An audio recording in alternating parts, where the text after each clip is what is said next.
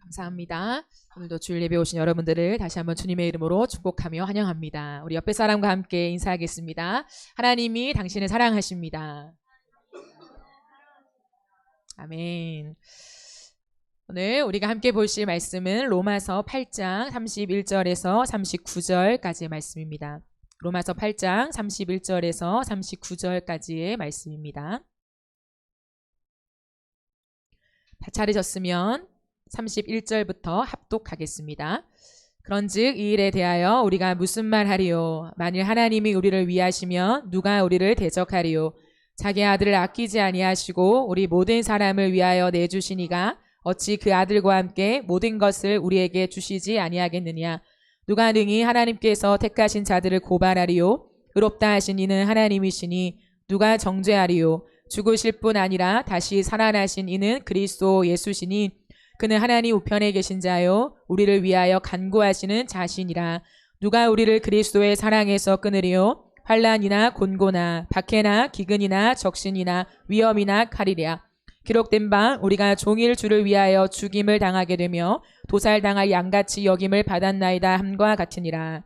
그러나 이 모든 일에 우리를 사랑하시는 이로 말미암아 우리가 넉넉히 이기느니라.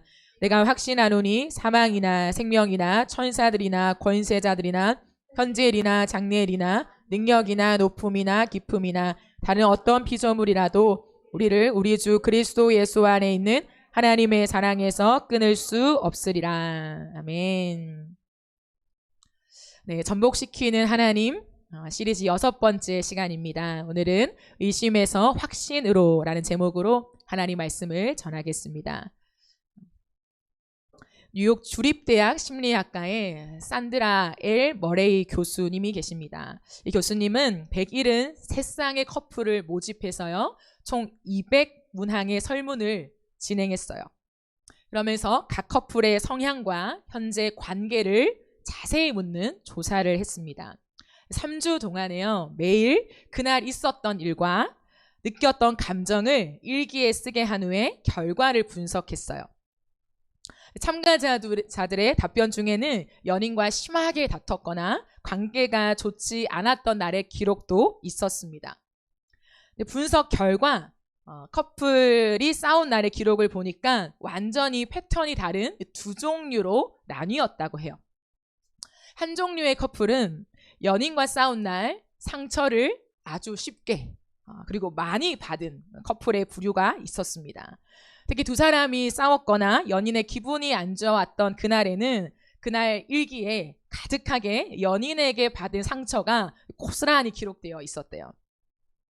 반면에 다른 종류의 커플은 다툼이 있지만 다툰 날에도 기분이 살짝 좋지 않았을 뿐 큰 상처를 받지 않고 넘어갔다고 합니다. 이것을 200문항이니까 얼마나 많았겠어요. 이것을 3주 동안 데이터를 가지고 분석한 결과 머레이 교수는 이렇게 설명했어요. 두 유형의 커플의 결정적인 차이가 무엇인가 라고 했을 때 연인이 날 사랑한다는 확신을 가지고 설명했어요. 모든 기준을 연인이 날 사랑한다는 확신으로 설명했어요. 싸우지 않는 커플, 다툴 수는 있지만 심각한 싸움으로 번지지 않는 커플은 상대가 나에게 못되게 굴 때가 있잖아요. 그런데 나를 좋아하지 않아서 그러는 건 아니라고 확신했다는 거죠. 다른 말로 하면 우리 둘의 지금의 싸움과 우리 둘의 사랑의 관계와는 별개로 생각했다는 거죠. 그래서 상대의 행동을 관계에 대한 불신으로 받아들이지 않았다는 특징이 있대요. 반면에 큰 상처를 받는 커플의 경우는 상대의 행동을 나를 좋아하지 않아서, 나를 사랑하지 않아서 지금 저러는 거야 라고 이 관계로 연결했다라는 거죠. 그것을 지적했습니다. 저는 이 연구를 보면서 상당히 흥미로웠어요.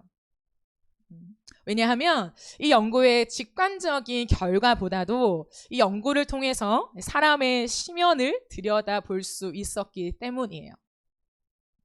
사람의 심연에는 사랑에 대한 불안함이 있습니다. 우리의 사랑은 좀처럼 안착되지 못해요. 사랑은 눈에 보이지 않잖아요. 수학 공식처럼 언제나 같은 값을 내는 것은 아니에요. 그렇기 때문에 불안해요. 어떤 관계 속에서 행동을 통하여서 이 사람이 나를 사랑하지 않는 건 아닐까? 덜 좋아하는 건 아닐까? 마음이 식어서 그런 건 아닐까? 라고 생각하는 항상 사랑에 대한 불안함이 우리 안에 있다는 거죠. 여러분, 상대가 나를 정말 뜨겁게 사랑하는 게 지금 이 순간에도 느껴지면 싸움이 깊어질 수가 없어요. 사람은 뜨거운 사랑 앞에서 분노할 수 없어요. 그러나 우리가 세상에서 경험한 사랑은 완전하지 않아요. 영원할 것 같은 사랑, 정말 이 사람이랑은 영원히 사랑할 수 있을 것 같아 라고 때로는 장담하는 그 사랑도요, 허무하게 끊어지기도 합니다. 예전에는 장점으로 보였던 것이 어느 순간에는 단점으로 보여서 미워요. 이것 때문에 사랑했는데 이제는 이것 때문에 미운 거죠. 열렬한 사랑이 치열한 싸움으로 바뀝니다. 지금까지 우리가 경험한 것은 변하는 사랑, 조건부의 사랑인 거죠. 그렇기 때문에 우리 안에는 고스란히 사랑에 대한 두려움과 의심과 불안함이 가득해 있어요. 하나님과 우리의 관계도 그렇습니다. 여러분, 우리가 하나님과의 관계에서 힘들어하는 이유가 무엇입니까? 신앙생활을 하면서 힘든 이유가 무엇이에요? 하나님의 사랑을 오해하기 때문이죠. 내 삶이 힘들어지고 기도에 응답이 없을 때 하나님이 나를 사랑하시는 게 맞을까? 라고 하는 생각으로 빠지면 여전히 하나님의 사랑을 오해하고 있는 사람이에요. 우리가 당하는 많은 일들과 하나님의 사랑을 별개로 생각해야 돼요. 근데 나의 형편과 나의 현상을 하나님의 사랑으로 연결하면서 지금 내 상황이 이렇다면 하나님이 과연 날 사랑하시는 게 맞아? 여전히 사랑하시는 게 맞아? 뜨거운 사랑으로 날 지키시는 게 맞아? 로 그 관계와 연결한다는 거죠. 근데 아무리 힘들어도 하나님이 나를 사랑하신다는 것을 확신하면요, 견딜 수 있어요. 어떤 순간에도 풀리지 않는 상황 속에서도 하나님의 사랑을 확신하면요, 이겨낼 수 있는 거죠. 그러나 사랑을 의심하면 섭섭하고요, 상처가 되고요, 실망하게 돼요. 그러니까요, 마음이 막 요동쳐요. 왜 그럴까요? 두렵기 때문이죠. 여러분, 사랑의 반대편에는 무엇이 있을까요? 두려움이 있어요. 사랑의 반대쪽은 항상 두려움이에요. 사랑에 대한 상처와 실망은 반드시 우리를 두려움으로 몰아냅니다. 그러나 사랑은 두려움을 내어 쫓는다라고 말씀하죠. 요한 1서 4장 18절을 세 번역으로 보시면 사랑에는 두려움이 없습니다. 완전한 사랑은 두려움을 내쫓습니다. 두려움은 징벌과 관련이 있습니다. 두려워하는 사람은 아직 사랑을 완성하지 못한 것입니다. 라고 이야기해요. 여러분, 하나님의 사랑은 우리를 배신하지 않습니다. 하나님의 성품은 변하지 않아요. 하나님의 사랑은 결코 우리를 불안하게 만들지 않습니다. 그러므로 여러분, 우리가 해야 할 것이 있습니다. 그것이 무엇이냐면 하나님의 사랑에 안착하십시오. 지금까지 우리의 사랑은 항상 비상착륙만 하다가 망가져 왔어요. 어디에 내가 착륙해야 되나, 어디에 내가 자리를 잡아야 할지 몰라서 여기에 임시로 머물러 있다가 다시 이곳을 떠나서 다른 곳에 임시로 내 삶을 머물러 있다가 왔다 갔다 하는 거죠. 이 사람 저 사람을 찾아요. 이 사람 앞에 내 사랑을 주면 되는 건가? 저 사람인가? 찾아요. 이것을 시도했다가 저것을 시도했다가 여기에 마음을 좁았다가 저기에 내 열정을 쏟아봤다가 왔다리 갔다리 하는 거죠. 그런데요, 영원한 건 없습니다.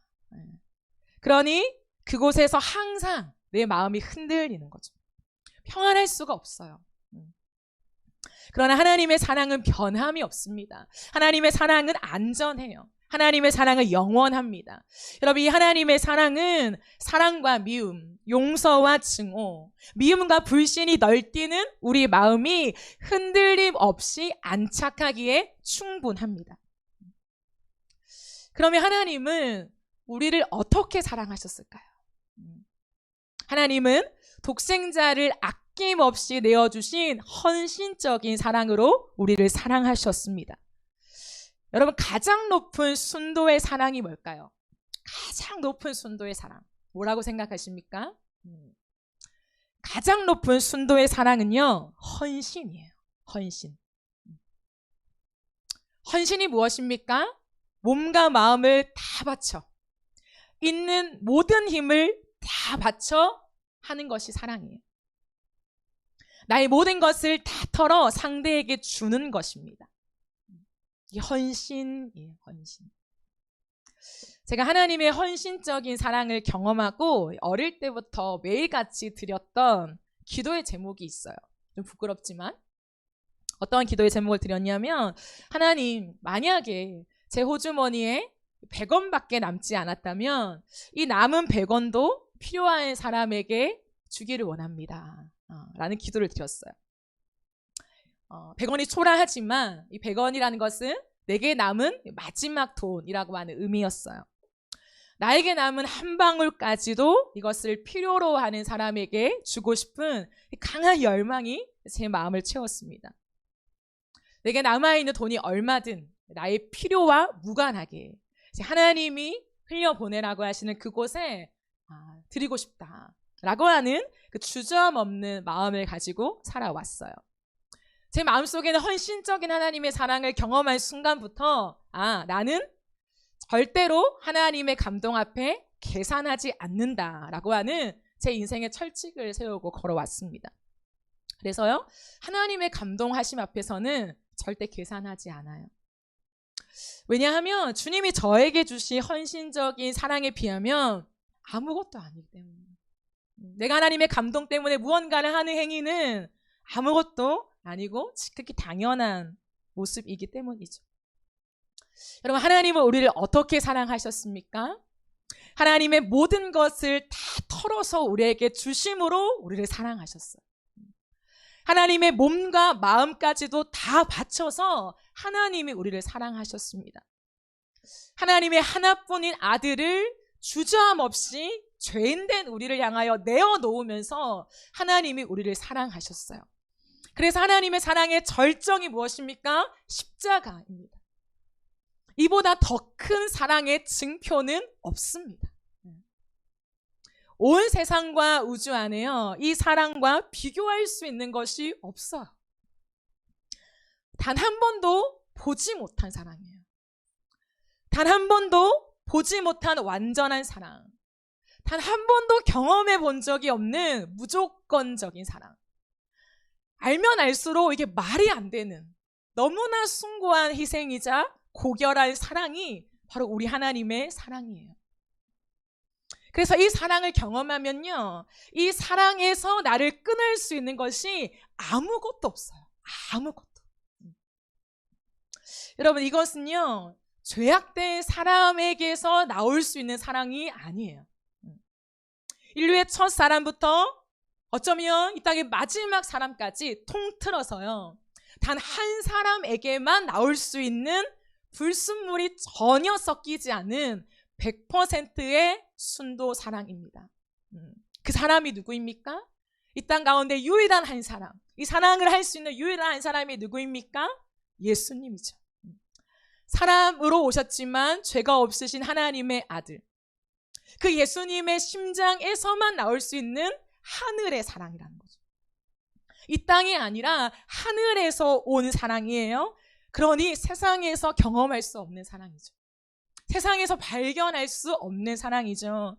이 하나님의 사랑만이 완전하고 영원합니다. 여러분, 이 사랑을 우리가 경험해 봐야 돼요.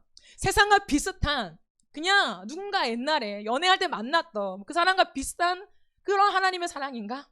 그런 몽글몽글한 하나님의 사랑인가? 내 것을 다 털어주는 그런 사랑인가? 비교가 안 된다는 거예요. 비교할 수 없는, 경험해 본 적이 없는, 보지도 못했던, 알지도 못했던 들어본 적도 없는 그 사랑을 십자가에서 딱 만날 때요. 그 헌신적인 사랑. 그 어떤 계산도 전혀 들어가지 않고 자신을 위한 그 어떤 계획도 들어가지 않고 오롯이 죄인을 위하여 자신을 배신한 사람을 위하여 모든 것을 헌신한 그 하나님의 사랑 앞에 도대체 이 사랑이 뭐지? 라고 하는 의문이 생겨요. 너무 신기해서. 사도 바울은 이 하나님의 사랑을 경험한 사람입니다. 부인할 수 없을 정도로 확실하게 경험한 사람이에요. 그래서 하나님의 사랑 때문에 가슴이 펄펄 끓어요. 펄펄. 가슴이 식지 않고 계속 펄펄 끓어요. 죄인을 용납하시되 죄인을 위해 자신의 목숨을 내어주신 이 하나님의 사랑, 이 십자가의 사랑을 경험하면서 내가 도대체 받은 사랑이 뭐지? 생각을 했던 사람이 사도 바울이었어요. 오늘 그 사랑을 알았고 받았고 깨달아서 기록해요. 와, 하나님의 사랑이 놀랍다. 일기를 쓰고 편지를 쓰면서 그 사랑을 고백합니다. 그런데요, 시간이 지나서 다시금 그 하나님의 사랑을 떠올려 봤을 때 감격스러워서 견딜 수가 없는 거예요. 그래서 여러분, 바울의 서신을 보십시오. 감탄사가 갑자기 등장해요. 우와, 이건 뭐지? 이 사랑은 뭐지 대체? 본인이 편지를 쓰면서도 감격해서 감탄사를 넣어서 그 사랑을 성도들에게 전하고 있습니다. 이 놀라운 사랑 안에 자유가 임하고요, 회복과 변화를 경험하면서 바울이라는 인생 완전히 뒤집혀진 거죠. 그래서 바울은요, 하나님의 사랑에 너무나 감격하여서 감출 수 없는 감격 속에 큰 소리를 치고 있어요. 하나님의 사랑의 위력이 이렇습니다 라고 아주 큰 소리로 선포합니다. 37절이죠. 그러나 이 모든 일에 우리를 사랑하시는 이로 말미암아 우리가 넉넉히 이기느니라 라고 말해요. 그러나 이 모든 일에 라고 말해요. 여러분, 이 모든 일이 무엇입니까? 바울은 이 모든 일을 무엇이라 설명합니까? 35, 36절에 보면요, 누가 우리를 그리스도의 사랑에서 끊으리요? 환난입니까? 곤고입니까? 박해입니까? 헐벗음입니까? 굶주림입니까? 위협입니까? 칼입니까?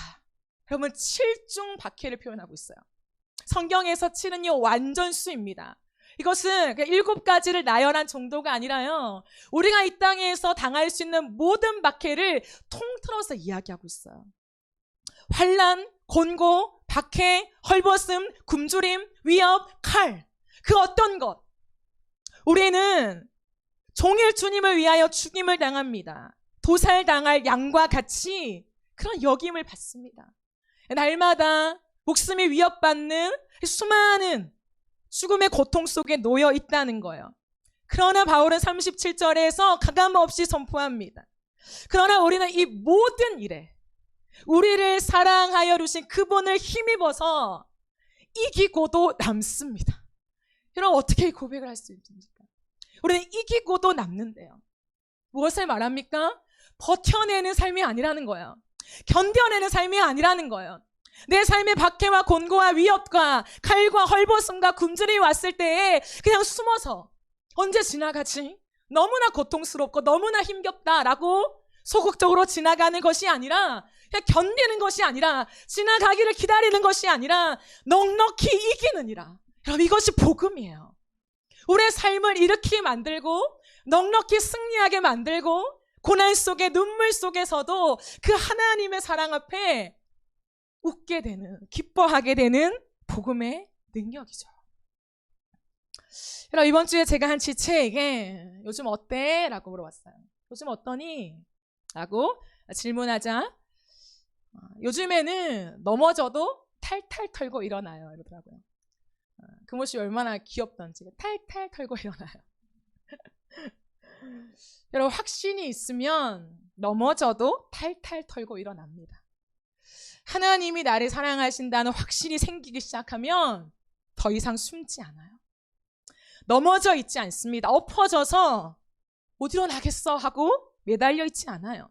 정죄감에 짓눌려 있지 않고요. 죄에 더 이상 머물러 있지 않습니다. 31절부터 34절의 이 말씀이 강하게 우리의 마음에 오는 거죠. 하나님이 우리를 위하시면 누가 우리를 대적하리요? 누가 능히 하나님께서 택하신 자들을 고발하리요? 누가 정죄하리요? 그 당당하며 내 마음을 강하게 영정하는 거예요. 누가? 감히 누가? 바울은 3번이나 강조합니다. 누가 정죄하냐? 하나님이 우리를 의롭다 하시는데 누가 우리를 정죄할 수 있냐라고 말해요. 곧바로 일어나서 다시 믿음의 길을 걷는 거죠. 사랑하는 여러분, 넘어질 때요, 툭툭 털고 일어나십시오. 일어나세요. 하나님의 사랑 앞에 다시 일어나십시오. 도망가지 말고 십자가 앞으로 전진하십시오. 십자가에 밀착되어 있으십시오. 여러분, 정말 많은 믿음의 사람들은요, 로마서 8장을 통째로 암송해요. 이 주옥 같은 말씀을요, 달달달달 암송합니다. 너무나 주옥 같아서. 말씀을 선포하기만 하며 그 능력과 생명력이 내 가슴을 확 사로잡아서 벌떡 일어서게 만들기 때문에요, 8장을 암송해요. 여러분, 아직 넘어져서 일어나는 법을 모르겠습니까?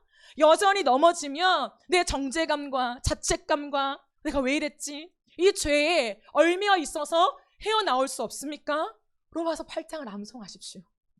끝없이 선포하십시오. 내 사색과 내 묵상과 내 어떤 논리와 내 어떤 판단과 분석이 아니라 말씀을 선포하십시오. 하나님의 말씀은 오늘도 우리를 일으키는 영원한 능력이 되는 줄 믿습니다. 여러분, 이 모든 상황을 겪을 때 무엇이 내 앞에 있습니까?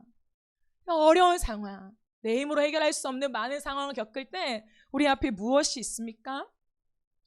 내 죄에 대한 대가를 치르기 위해서 도살할 양과 같이 질질 끌려가신 그 예수님의 십자가가 있는 거예요.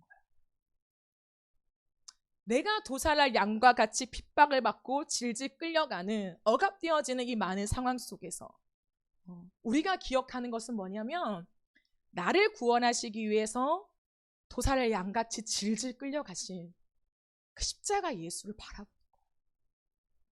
그 헌신적인 사랑. 어찌할 창조주가 질질 끌려가냐고요. 여러분, 본인의 죄도 아닌데 어떻게 창조주가 사람이 되어 이 땅에 오셔서요, 온몸이 다 찢기고요, 온 혈관이 다 터지고요, 머리에 가시면류관을 써서 모든 뇌세포가, 이 혈관이 다 터져가지고요, 모든 피가 다 흘러버려요. 어떻게 질질 끌려가냐고요. 많은 사람들이 보는 앞에서 어떻게 옷 하나, 속옷 하나 걸치지 않고 그 십자가에 매달려요. 그걸 하나님이기 때문에 당연하신 거 아니야? 그럴 수 없잖아요. 어떻게 그 모욕을 감당하셨냐고요. 그렇기 때문에 우리는 그 십자가 앞에서 십자가를 단단히 붙잡으면 흔들리지 않을 수밖에 없어요. 나를 위한 십자가인데, 나의 모든 수치를 바꾸시기 위해서 예수님이 당하신 수치인데, 어찌하여 우리는 그 수치를 알면서 내가 여전히 수치스러워하고 내가 여전히 죄에 머물 수 있습니까? 그럴 수 없다는 거예요. 세상에서 기죽지 않고 낙심하지 않고 주눅들지 않아요. 넘어져도 다시 일어나는 믿음의 오뚜기가 된다는 거예요. 그럼 오뚜기 아시죠? 지금은 잘 볼 수 없지만 어릴 때 오뚜기 있잖아요. 탱 치면은 탱 쳐도 쌩 올라, 탱 쳐도 쌩 올라. 재밌는 거. 여러분, 그게 우리의 인생이 돼야 되는 거예요. 벌떡벌떡 일어나고 아무리 나를 쳐도 또 일어나고 또 일어나는 그 하나님의 사랑 때문에 방실방실 거리며 살아가는 것이 믿음의 사람들이라는 거죠. 나를 먼저 사랑하신 주님의 사랑이 있기에 나도 주님의 사랑을 닮아갑니다. 닮아가요. 여러분, 20세기 초에 일본에서 막 목사 안수를 받은 나가노라는 젊은 목사님이 있었습니다. 지금도 그렇지만요, 이 당시에도 기독교인이 거의 없었어요. 지금도 일본에 가면 기독교인이 거의 없잖아요. 근데 이때는 얼마나 심했겠습니까? 그래서 나가노 목사님은 내가 어디로 가서 개척을 해야 할지를 하나님께 질문하며 기도했어요. 기도할 때에 일본 지도를 펴놓고 하나님 앞에 기도를 드렸대요. 근데 기도하면서 자기가 서 있는 동서남부 100km 내에 단 한 명의 교인도 없는 곳, 나 이곳으로 가야겠다 하는 마음을 가지시고 찾아보니까 북쪽에 가나사와라는 지역이 있었대요. 그래서 목사님은 곧 가나사와 지역으로 가서 천막을 치고 교회를 개척했습니다. 자신의 아내와 아이 둘 여기 다 앉혀놓고 설립 예배를 드리셨대요. 그런데 한 달이 지나고 6개월이 지나도 교인이 아무도 안 오는 거야.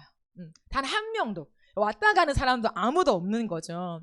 그러나 목사님은 하나님이 자신을 여기로 보내신 줄 믿었기 때문에 자리를 옮기지 않고 무려 5년이나 그 시간을 보내셨대요.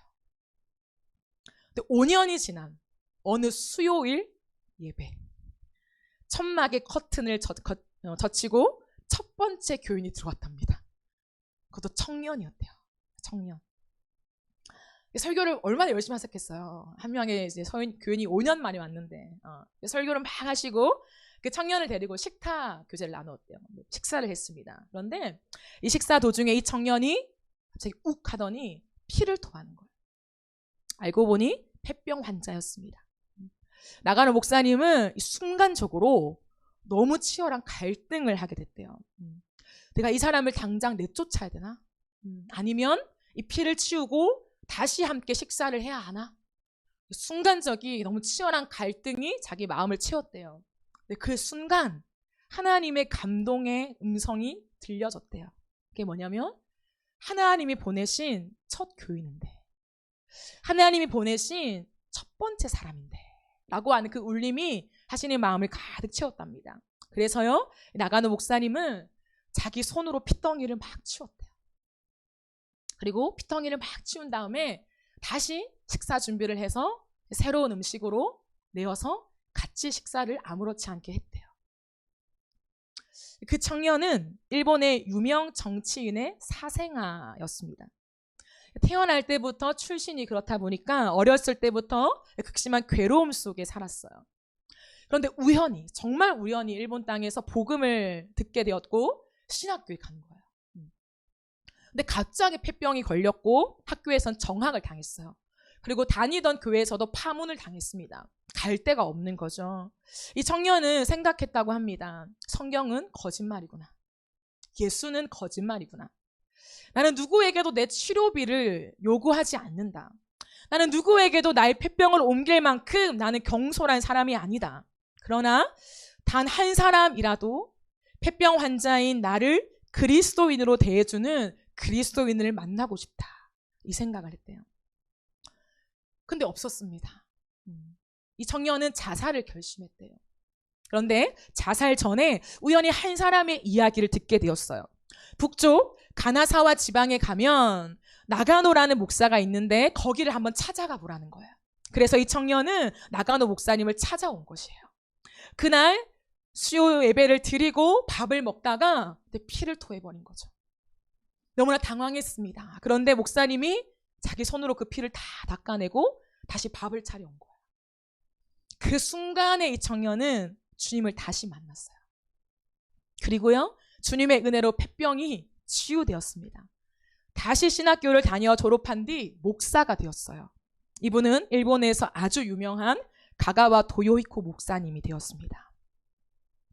이 가가와 도요히코 목사님은요, 아주 유명해요. 왜 유명하시냐면 이 일본 땅에서 고베와 도쿄에서 수없이 많은 빈민을 위해 평생을 헌신적으로 사셨던 분이기 때문이에요. 빈민이 가장 고통스러워하는 것이 무엇인지 아십니까? 빈민이 가장 고통스러워하는 것, 변비래요. 변비. 항문에 변이 차돌같이 굳어 있어서 변이 안 나오는 거예요. 변이 안 나온 사람이 죽어요. 그렇기 때문에 이곳에 있는 사람들은요, 장갑을 끼고 손으로 그걸 후벼 판대요. 살아야 되니까. 근데 가가와 도요히코 목사님이 빈민들, 그 빈민촌에 들어가서 사역을 하시면서 당연히 항문에 이 변을 긁어내는 일들을 하셨죠. 근데 잘 안 되는 거예요. 장갑을 끼고 항문에서 긁어내는 잘 안 되는 거예요. 그래서 그때 이분이 뭘 하셨냐면 그 항문에 자신의 입을 가져다 대고 차돌같이 굳어있는 변을 침으로 녹여서 꺼냈어요. 이 사실을 알게 된 일본 기자가 도요히코 목사님에게 물었습니다. 당신은 어떻게 그런 짓을 할 수 있습니까? 그러자 도요이코 목사님 이렇게 대답하셨어요. 나는 배운 대로 합니다. 제 선생님은 제가 각혈한 핏덩이를 닦아주셨어요. 그분이 하신 것에 비하면 이건 아무것도 아닙니다. 그 빈민촌에 있는 사람들의 항문을 혀로 닦아내면서 그 변을 끄집어냈던 그분, 가가와 도요이코 목사님이죠. 여러분, 우리를 생명 다해 사랑하신 주님의 사랑을 진짜 경험하면 나도 주님의 사랑을 닮아갑니다. 주님의 헌신적인 사랑을 닮아 나도 헌신하게 돼요. 헌신적인 사랑이라는 것이 워딩으로 지식에 꽂히지 않아요. 내 삶으로, 내 가슴으로 나의 것을 아까워하지 않는 삶으로 드러납니다. 결코 헌신을 계수하지 않아요. 받는 것보다 주는 것을 훨씬 더 기뻐합니다. 그러므로 이기적인 사람이 될 수 없어요. 내 힘듦, 내 고충, 내 상처, 내 기분, 내 감정, 내 주장, 이것을 가지고 상대방을 대하지 않아요. 이게 너무 커서 이 감정을 가지고 상대방과 대화하고 상대방과 논쟁하고 상대방을 대하고 그렇게 살지 않는다는 거죠. 상대방을 이겨 먹으려고 하지 않아요. 이 헌신적인 사랑이 우리 안에 없으면 어떻게든 이겨 먹으려고 하죠. 내가 너보다 잘했어. 넌 나보다 못한 거야. 그런데 상대방을 이겨 먹으려고 하지 않아요. 여러분, 사랑하면 이유가 다 없어집니다. 이유가 다 없어지더라고요. 아직도 이유가 있는 것은 사랑하지 않아서 그렇습니다. 아직도 머뭇거리는 것은 온전히 사랑하지 않아서 그래요. 사랑을 몰라서 그래요. 사랑을 해본 적이 없어서 그래요. 그래서 많은 이유가 있어요. 사랑하니까 이러는 거야. 사랑하니까 이렇게 지금 얘기하는 거야. 사랑하니까 이걸 고쳐야 되는 거야 라고 말하지만 사실은 사랑이 뭔지를 경험해 보지 못한 거죠. 사랑하면 그냥 내가 움직여요. 사랑하면 바뀝니다. 사랑하면 다 하게 돼요. 사랑 앞에서는 이유가 없어져요. 그게 사랑이에요. 그래서 하나님의 헌신적인 사랑을 만난 사람은요, 동일하게 고백하는 게 있어요. 주님, 왜요? 왜 날 사랑하십니까? 왜요? 근데 그 질문은 답이 돌아오지 않아요. 사랑의 이유가 없으니까. 여러분, 바울의 선포를 보세요. 사랑의 기상이 넘칩니다. 38절부터 보세요. 내가 확신하노니 사망이나 생명이나 천사들이나 권세자들이나 현재일이나 장래일이나 능력이나 높음이나 기쁨이나 다른 어떤 피조물이라도 우리 주 예수 그리스도 안에 있는 하나님의 사랑에서 끊을 수 없으리라. 여러분, 이 사랑의 기상을 보십시오. 확신한대요. 도살당할 양처럼 질질 끌려가는 이 상황 속에서 그럼 고상하게 테이블 앞에서 커피를 마시면서 얘기하는 것이 아니에요. 럭셔리한 곳에서 그냥 사랑에 대해 논하면서 얘기하는 것이 아니라는 거예요. 학자처럼 얼마나 아름다운 멘트로 워딩으로 사랑을 표현할 수 있을까를 고민하면서 시적으로 말한 것이 아니라는 거예요. 자신의 이 환난과 핍박과 고난 속에서 자신의 심장에서부터 터져 나오는 이 사랑에 대한 감정을, 이 고백을 하고 있는 거예요. 내가 확신하노니. 여러분, 이 확신이 있으십니까?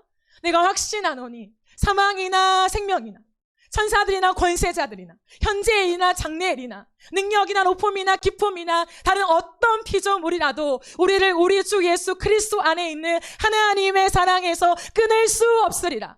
여러분, 이 고백만 우리 가슴 속에 있다면, 오늘도 이 심장 안에 이 고백 하나만 새겨져 있다면요, 세상을 두려워하지 않습니다. 세상 앞에 여러분, 우리가 굴복하지 않아요. 불안해하지 않습니다. 확신이 있다면요. 이토록 당당하게 선포하는 힘이 어디서 나왔습니까? 바울에게서 나온 것입니까? 그의 지식에서 나온 것입니까? 그의 삶에서 나온 것입니까? 아니요. 하나님의 사랑에서 나온 것입니다. 기가 막힌 십자가의 사랑 앞에 그가 정면으로 하나님의 사랑을 만났을 때 비로소 이 심장을 관통하는 하나님에 대한 사랑의 고백, 그 고백으로 내가 확신한다. 그리고 이 고백이 나온 것입니다. 하나님의 사랑을 깨달을수록 확신은 강해져요. 강해집니다. 가슴 속에서부터 강한 기류를 형성하면서요, 이 사랑의 기류 앞에 그 무엇도 내 안을 타고 들어오지 못하게 만들어요. 하나님과 우리를 갈라놓을 수 있는 것은 아무것도 없습니다. 아무것도. 그 무엇도 우리를 그리스도의 사랑에서, 십자가의 사랑에서 끊을 수 없습니다. 하나님의 사랑을 비교할 수 없는 전방위적인 사랑이에요. 전방위적인 사랑. 어떠한 영역, 어떠한 위치, 어떠한 것에도, 모든 것에서도 충분한 사랑입니다. 충분한 사랑. 하나님의 사랑보다 강력한 것은 없어요. 그러므로 여러분, 하나님의 사랑을 의심하지 마세요. 하나님의 사랑 안에서 안심하십시오.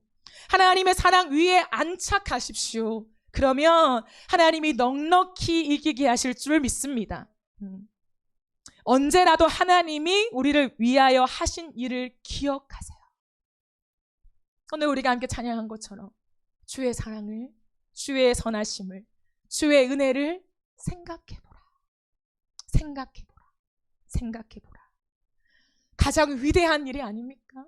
가장 놀라운 일이 아닙니까? 여러분, 어떠한 기적이 더 있어야 합니까? 우리의 삶에 어떠한 기적이 더 있어야 돼요. 십자가보다 더 놀라운 기적은 없습니다. 위대한 기적이에요.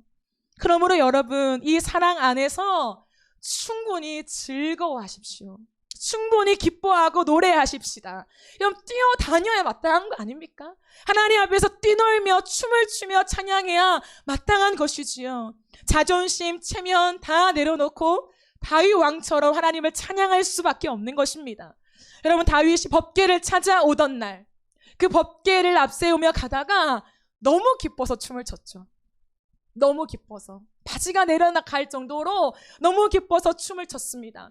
법궤는 다윗에게 전부였죠. 하나님의 임재요, 죄에 대한 대속의 의미였습니다. 그런데요, 창문으로 그 모습을 내려다본 아내 미갈은 다윗을 무시하며 말했습니다. 왕 체면이 있지. 당신이 지금 어떤 모습인지, 어떤 꼴인지 아십니까? 마치 건달과 같아요.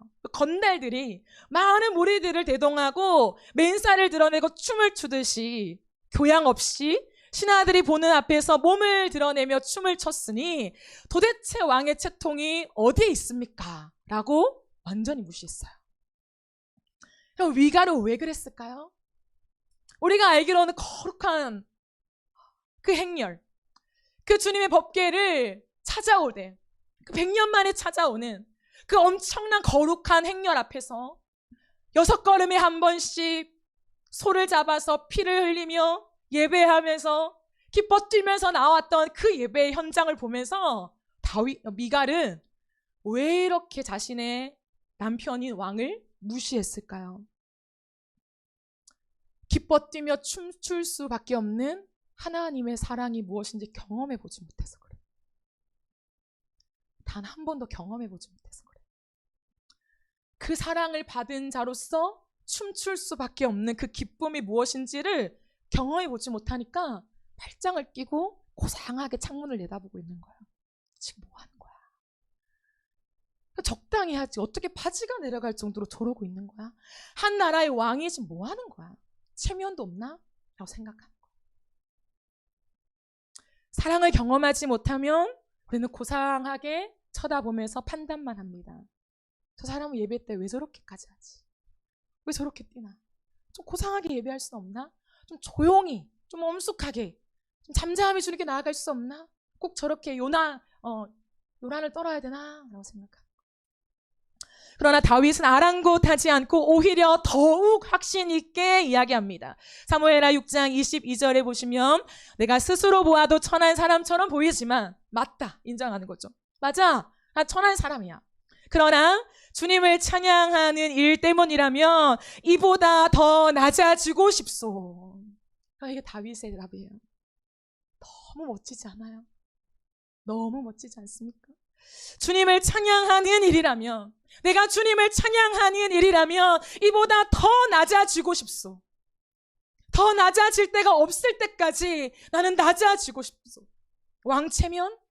체면이 뭐라고? 하나님 앞에서 그 주님의 임재가 나와 이 민족 가운데 들어오고 있는데, 이 한가운데 주님의 임재가 들어오고 있는데 그 하나님 앞에서 무엇이 문제란 말인가? 나는 기뻐 뛰놀겠어. 여러분, 이것이 저와 여러분의 고백이 되어지기를 소망합니다. 이게 예배예요. 우리를 사랑하시되 온 마음과 몸을 다 바쳐 사랑하신 주님 앞에 우리의 자존심과 체면은 설 자리를 잃습니다. 이게 마땅해요. 설 자리가 어디 있어요? 끼어 들어올 틈이 어디 있습니까? 그 주님과 나와의 대면 앞에서 온 마음과 온 힘을 다하여 춤추며 경배하며 엎드릴 뿐입니다. 여러분, 오늘날 우리가 회복해야 되는 예배가 무엇입니까? 바로 이 예배입니다. 이 다윗의 예배입니다. 화려한 음악 뒤에, 화려한 언변 뒤에 이 다윗의 고백이 우리 안에 없다면 그 모든 외형적인 것은 아무런 의미가 없어요. 나를 만족하는 거죠. 우리를 만족하는 거죠. 그러나 예배는 뭐냐면 나에게 찾아오신 그 사랑, 말이 안 되는 사랑, 설명이 안 되는 이 숭고한 희생과 고결한 사랑 앞에서 그 하나님만 바라보면서 내 모든 것을 다 해서, 다 바쳐서 이 사랑을 고백하는 것이 예배입니다. 내 모든 표현을 다 하는 거죠. 내 모든 사랑의 고백을 아낌없이 주님께 드리는 것입니다. 내가 이 고백했다가 내일 지키지 못하면 어떡하지? 그럼 반만 고백하자. 가슴으로만 고백하자. 입으로 내뱉지 말자. 이 수만 가지 생각이 여전히 존재하는 것이 아니라요, 내일은 내가 지키지 못할지언정 그게 상관이 없는 거예요. 오늘의 순도 깊은 고백으로 하나님 앞에 내 삶을 드리겠습니다. 하나님, 내 생명을 드려도 아깝지가 않습니다. 내 모든 삶을 받으십시오라고 하는 그 한 방울까지도 주님께 드리고 싶은 헌신의 고백에 터져 나오는 것이죠. 이것이 예배예요. 그 예배 앞에 과연 누가 끼어들 수 있겠습니까? 사단이 끼어들 수 있겠습니까? 우리가 대적하지 않아도요, 도망가요. 이 순결하고 순도 높은 사랑 앞에요, 사단은 낄 틈이 없어요. 설 자리가 없습니다. 여러분, 이 예배가 저와 여러분이 드리는 예배요, 우리 인어프에서 드려지는 예배가 되어지기를 주님의 이름으로 축복합니다. 진짜 사랑은 그 대상에게 눈이 머는 거죠. 그렇죠, 여러분? 진짜 사랑은 그 대상에게 눈이 머는 거예요. 다른 사람은 몰라도 나는 이 사람이 너무 아름다운 거예요. 너무 예쁘고 너무 멋져 보이는 게 정상이죠. 다른 사람처럼 단점만 눈에 보이면 그게 사랑입니까? 다른 사람이 단점이라고 얘기해도, 아니, 나에겐 너무나 멋진데? 난 너무나 예쁜데? 너무나 사랑스러운데? 여러분, 이게 진짜 사랑이죠. 그 대상 밖에 안 보이는 것이요. 여러분, 주님께 눈이 먼 예배자가 되시기를 축복합니다. 사람들의 시선과 반응과 평가, 내 현실 상황, 문제보다 주님이 훨씬 더 크게 보이고요, 주님의 아름다우심에 압도되는 그런 은혜가 있기를 소망합니다. 그래서 이제는 의심이 아닌 확신으로 가는 거예요. 주님의 사랑 위에 안착하여서 그 사랑 때문에 살아가고 그 사랑을 위해서 살아가는 저와 여러분의 복된 삶, 그 사랑에 완전히 이끌림받는 그런 삶이 되어지기를 주님의 이름으로 축복합니다. 아멘. 우리 함께 찬양하며 기도하는 시간을 가지겠습니다.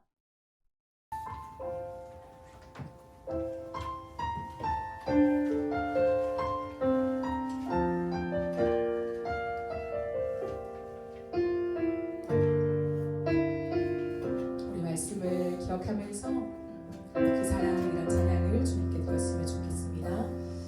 아버지 사랑 내가 노래해.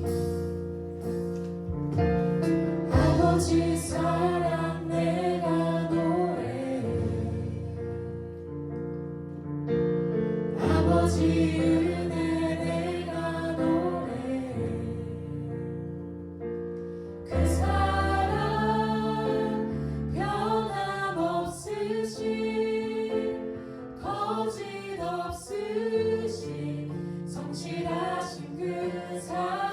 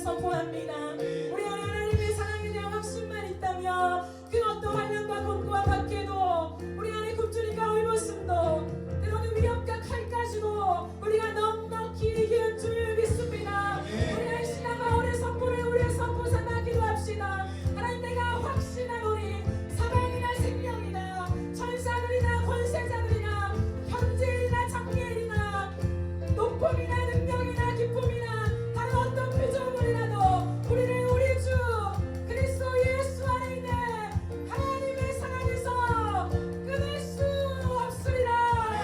주여, 이 선포를 나가오니 사랑의 견인된 인생 되게 하여 주옵소서. 주여, 예수여 기도합니다. 주여.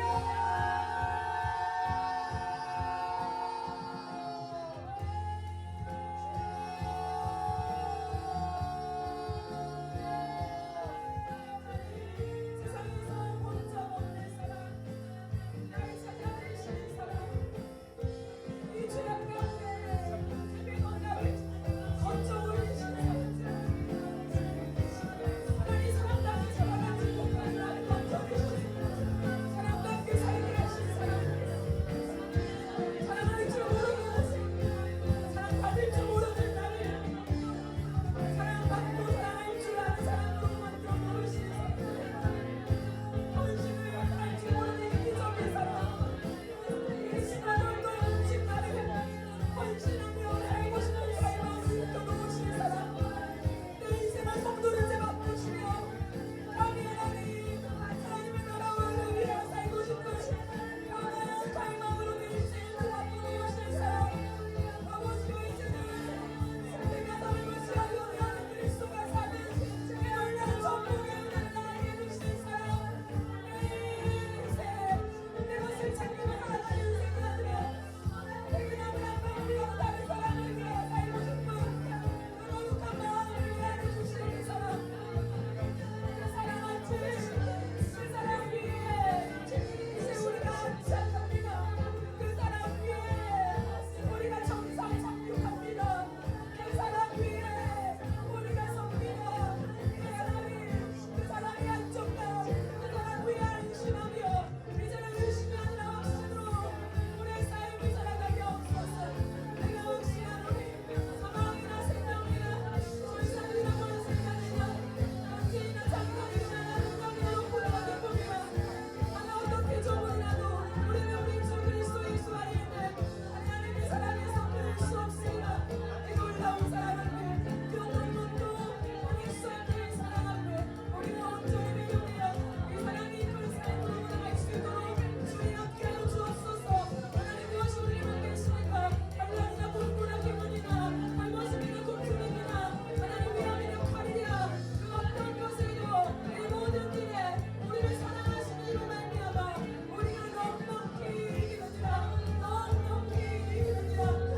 넉넉히 이기느니라.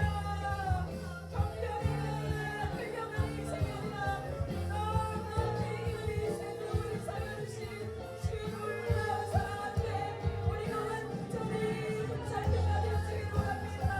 사랑을 완전히 하여 주시고 하나님의 새로운 마음을 믿으며 하나님을 위하여 가르쳐 하나님을 위하여 주옵소서.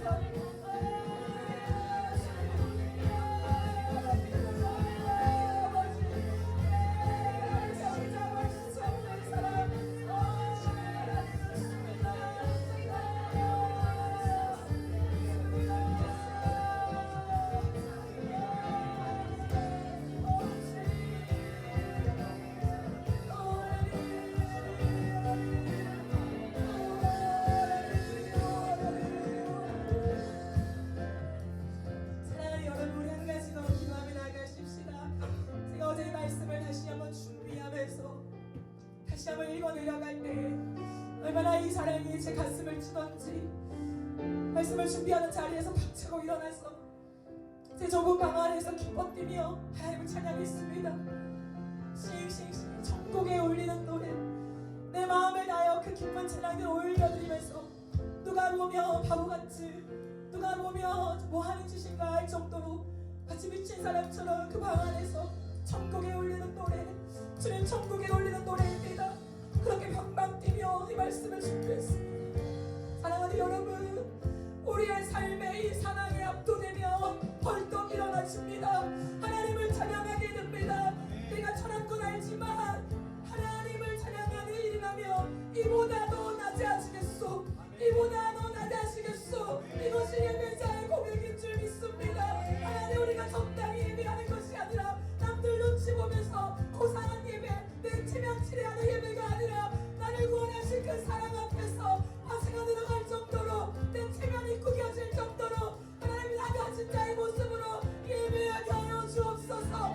손도 100%의 사랑과 가슴 미어지는 이 사랑 앞에 우리의 찬양이 올려질 수 있도록 주여 우리의 예배를 회복시켜 주시옵소서. 주여 한번 심하게 달며 나갑니다. 주여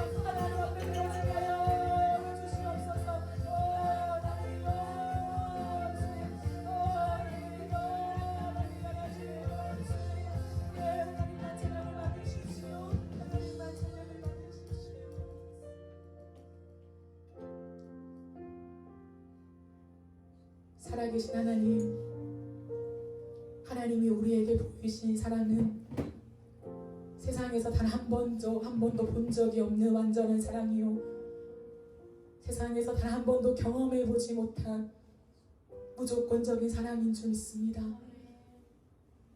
말이 안 되는 그 헌신적인 사랑, 고결한 사랑, 그 하나님의 사랑이 나를 향해 있습니다. 우리가 하나님 앞에서 대체 어떠한 사랑을 받고 있는 건지, 내가 받고 내가 말하고 있는 이 사랑이 대체 어떤 사랑인지 깨닫게 하여 주옵소서. 도살당한 양처럼 질질 끌려간 그 사랑, 그 어떤 체면도, 그 어떤 채통도, 그 어떤 권위도 없는 그 질질 끌려가는 무기력한 모습으로 우리를 사랑하되 죽기까지 사랑하신 그 사랑을 우리가 깨달아 알기를 소망합니다.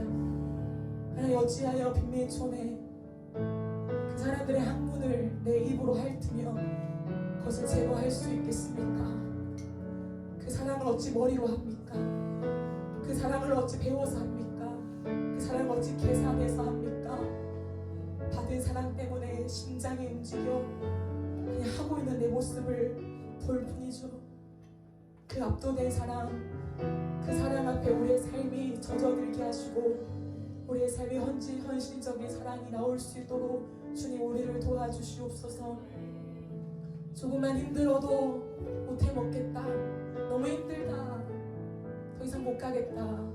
내 상처, 내 고충, 내 힘듦, 나에게 얽매여 있는 모든 것들 하나님 바울의 고백을 보게 하시고 환난이나 곤고나 박해나 헐벗음이나 굶주림이나 위협이냐 칼이냐 이 모든 것에도 우리를 사랑하시는 이로 말미암아 넉넉히 이기느니라. 겨우 이기는 것도 아니고 넉넉히 이기게 하시는 것이 하나님의 사랑인 줄 믿습니다. 삶의 문제가 아니라 하나님의 사랑을 아직 모르는 우리이기에 그런 것이니 아버지의 사랑 앞으로 더 담금질 되어지게 하여 주시옵소서. 세상을 사랑하는 모든 시간 넉넉히 이기며 그 확신 앞에 그 사랑의 확신을 우리가 선포하며 살아갈 수 있도록 축복하여 주시옵소서. 이번 한 주와 새로운 삶을 우리에게 허락하셨습니다.